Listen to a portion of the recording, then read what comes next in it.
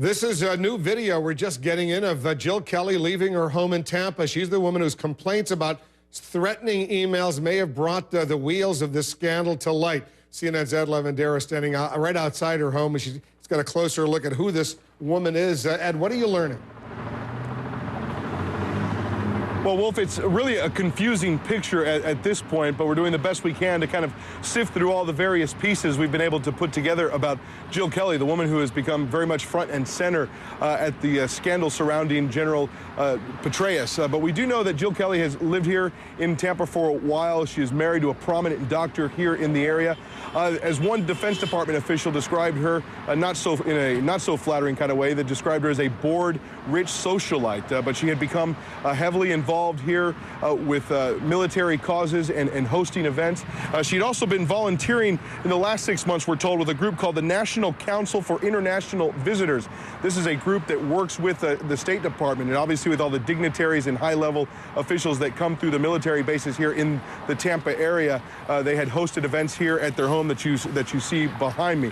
But for her part, Jill Kelley isn't saying anything at all, simply that her and her husband had been friends with General Petraeus for the last 5 years, and they're asking people to respect their privacy at this point.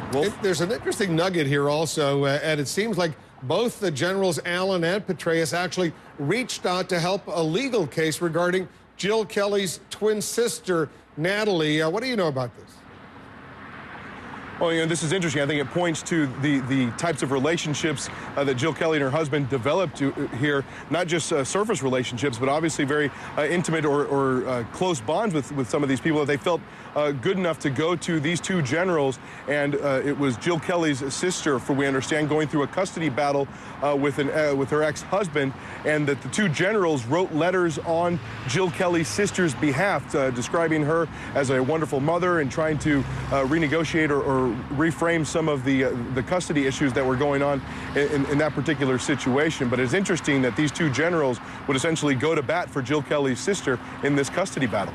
We're also hearing, Ed, from some members of Jill Kelley's family today. What's going on here? Well, you know, Jill Kelley, as we mentioned, isn't saying anything. She's hired a prominent D.C. attorney to help her out, as well as a prominent D.C. public relations firm to help her out through all this. But her brother did speak out. Of course, a lot of the things that have been said about her in the last couple of days unflattering, especially her connections to General John Allen, the commanding officer in Afghanistan, as well. But her brother came out and spoke to a CNN affiliate in Pennsylvania, essentially saying that anything describing her as anything other than a good mother is simply wrong. If you know my sister the way I do, she is, number one, a mother. She has 3 little kids. She is, number 2, a wife, okay? So after